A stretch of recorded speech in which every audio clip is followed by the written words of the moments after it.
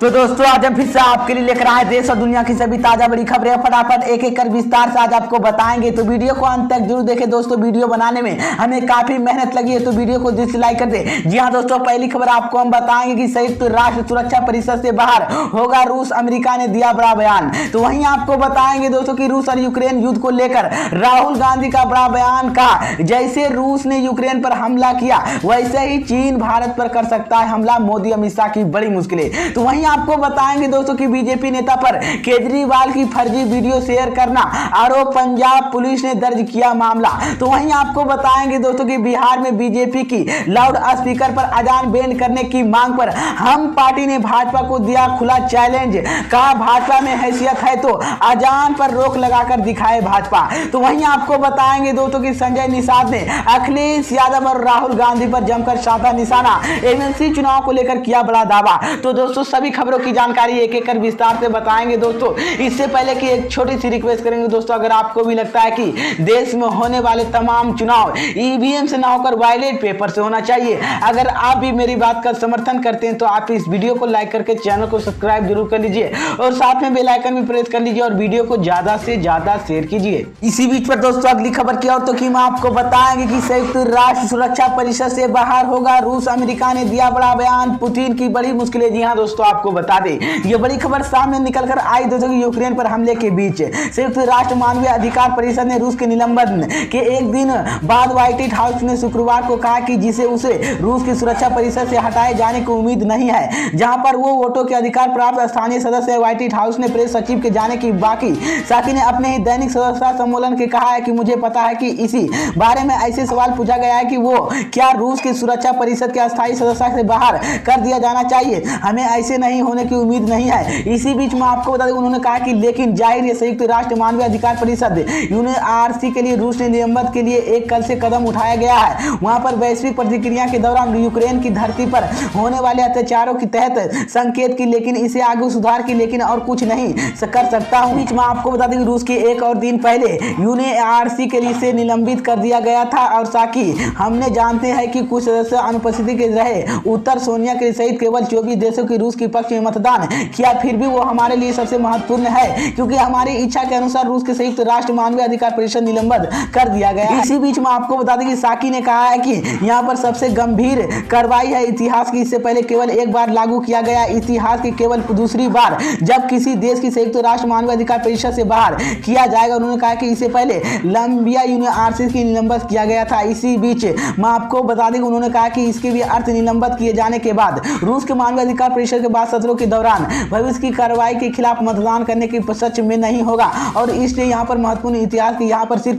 दूसरी बार हो रहा है। इसी बीच तो ये बड़ी अपडेट आई दोस्तों कि मैं आपको बता दें कि संयुक्त राष्ट्र को लेकर अमेरिका ने बड़ा बयान दिया है और यहाँ पर रूस को बाहर करने के लिए कहा है। इसी बीच पर दोस्तों अगली खबर की और तो कि मैं आपको बताएंगे कि रूस और यूक्रेन युद्ध को लेकर राहुल गांधी का बड़ा बयान। कहा जैसे रूस ने यूक्रेन पर हमला किया वैसे ही चीन कर सकता है भारत पर हमला। मोदी अमित शाह की बड़ी मुश्किलें। जी हाँ दोस्तों, आपको बता दें ये बड़ी खबर सामने निकलकर आई दोस्तों कि रूस और यूक्रेन के बीच लगभग 45वां दिन युद्ध छिड़ा हुआ है। इसी बीच कांग्रेस के पूर्व अध्यक्ष राहुल गांधी ने रूस और यूक्रेन के युद्ध को लेकर भारत की विदेशी नीति पर एक बड़ा बयान दिया। उन्होंने कहा कि आज रूस जो यूक्रेन के साथ कर रहा है वही कदम चीन भारत के खिलाफ उठा सकता है। राहुल गांधी ने यह बात दिल्ली में जेडीयू के पूर्व अध्यक्ष शरद यादव मुलाकात करने की बात कही है। इसी बीच में आपको बता दें राहुल गांधी ने शुक्रवार को शरद यादव के मिलने की उनके आवास पर पहुंचे। इसी बीच में आपको बता दें उन्हें मिलने के बाद उन्होंने कहा कि शरद यादव के लिए काफी लंबे वक्त के बीमार थे लेकिन अब मैं खुश हूं, वहीं स्वस्थ हो रहा है। इसी दौरान उन्होंने मोदी सरकार की नीतियों पर भी हमला किया है। पत्रकारों से बातचीत करते हुए उन्होंने रूस और यूक्रेन के बीच चल रहे युद्ध को लेकर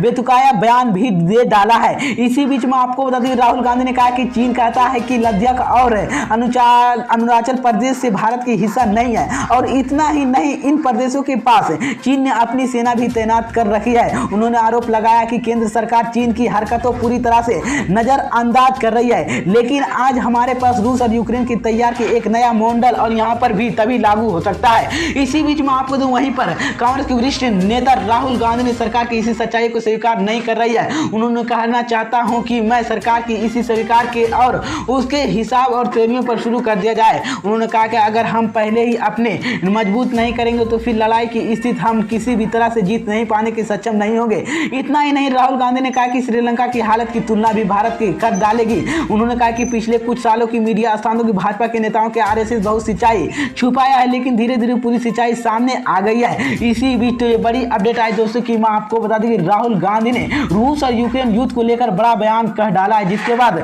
मोदी अमित शाह की मुश्किलें बढ़ गई है। इसी बीच पर दोस्तों अगली खबर की और तो की मैं आपको बताएंगे कि बीजेपी नेता पर केजरीवाल की फर्जी वीडियो शेयर करना आरोप पंजाब पुलिस ने दर्ज किया मामला। जी हां दोस्तों, आपको बता दें ये बड़ी खबर सामने निकल कर आई दोस्तों की पंजाब पुलिस ने दिल्ली बीजेपी के एक नेता के खिलाफ आम आदमी पार्टी के राष्ट्रीय संयोजक अरविंद केजरीवाल के एक फर्जी वीडियो बिक्री के कथित तौर पर अपने ट्वीट हैंडल पर साझा करते हुए प्राथमिक दर्ज किया है। 16 मार्च को आपकी सरकार बनने के बाद किसी बीजेपी नेता के खिलाफ यहां पर तीसरी प्राथमिक है। इसी बीच में आपको बता दें कि दिल्ली बीजेपी के मीडिया सेल प्रमुख नवीन कुमार ने जिंदल के खिलाफ मोहल्ली प्राथमिक दर्ज की गई है। उन्होंने खिलाफ एक वकील गुरभेज की सिंह की शिकायत दर्ज मामला किया गया है। उन्होंने आरोप लगाया कि जिंदल के केजरीवाल के द्वारा ट्वीट हैंडल के चैनल के किए एक संस्थाकारी की फुजल वीडियो की साझा शेयर किया है। इसी बीच में आपको बता दें एक पुलिस ने अधिकार के कहा कि दर्ज के कहा कि मूलवी अस्वीकार दिल्ली के मुख्यमंत्री अरविंद केजरीवाल को शब्द हटाए गए, जिसमें बीजेपी नेता के खिलाफ भारतीय दंड शहीद सूचना प्रौद्योगिकी अधिनियम संबोधित धाराओं के तहत प्राथमिक दर्ज की गई है।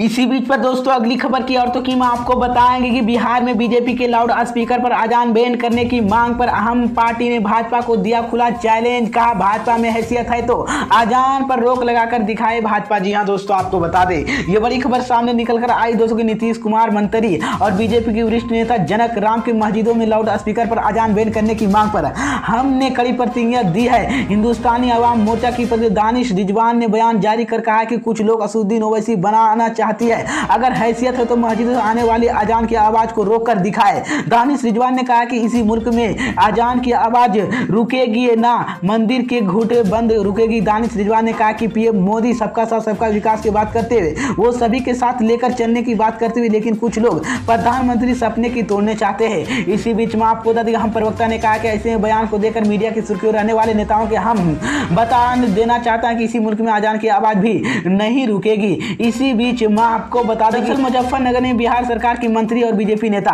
जनक राम ने कहा कि मस्जिदों में तेज आवाज से लाउड स्पीकर अजान बजने के कारण आम आदमी पार्टी और पढ़ाई के कारण वाले छात्रों की दिक्कत होती है। चूंकि कानून के सबके लिए बराबर है, ऐसे में मस्जिद में रोजाना बजने वाले लाउड स्पीकर पर रोक लगा देना चाहिए। इसी बीच में आपको बता दें इससे पहले महाराष्ट्र की निर्मल सेना प्रमुख राज ठाकुर ने लाउड स्पीकर अजान पर बैन लगाने की मांग की थी और ऐलान किया था कि अगर लाउड स्पीकर से अजान पर बंद नहीं हो तो हनुमान चालीसा के पाठ लाउड स्पीकर के सामने कराया जाएगा। इसी बीच तो ये बड़ी अपडेट आई दोस्तों। इसी बीच पर दोस्तों अगली खबर की औरतों की मैं आपको बताएंगे कि संजय निषाद ने अखिलेश यादव और राहुल गांधी पर जमकर साधा निशाना एमएलसी चुनाव को लेकर किया बड़ा दावा। जी हां दोस्तों, आपको बता दें ये बड़ी खबर सामने निकलकर आई दोस्तों की गोरखपुर में एमएलसी चुनाव को लेकर वोट डालने पहुंचे कैबिनेट मंत्री डॉक्टर संजय निषाद ने कहा कि बीजेपी के एमएलसी सभी सीटों पर जीत दर्ज करेगी। अखिलेश यादव और राहुल गांधी पर जमकर उन्होंने निशाना भी साधा है। मंत्री ने कहा कि अखिलेश यादव की जी दीवार पर खड़े उसके लिए आवाज उठा रहे राहुल गांधी ने चर्चा पर हुई कांग्रेस की कई चली जनता की उनकी बातें ना माने। इसी बीच में आपको बता दें गोरखपुर के टलनाल के स्थित नगर निगम परिसर बीबीआई के बूथ पर वोट डालने के बाद यूपी सरकार के कैबिनेट मंत्री डॉक्टर संजय निषाद ने कहा कि जनता और मोदी योगी अमित शाह की जीत चुनाव की जनप्रतिनिधियों के चुनाव की वो सौभारी कि यूपी में तेरे किताबों में लिखने की सड़क सदन लड़ाई लड़ने की राज्यपाल उन्होंने मैंने हित किया था। उन्होंने वोट डालने के लिए सौभाग्य लिए उन्हें मतदान करने की मौका मिला। गोरखपुर के बेटे की सदन जाएगा और गोरखपुर के लोग की आवाज उठाएगा कि गोरखपुर मंदिर के लिए आतंकी हमले के करने वाले अहमद मुर्तजा के अब्बास अंसारी गुंडे की फौज की जाने के लेकर उन्होंने कहा कि उनका तहसील वोट बैंक होता है के लिए वो सभी जा सकते हैं। इसी बीच तो ये बड़ी अपडेट आई दोस्तों।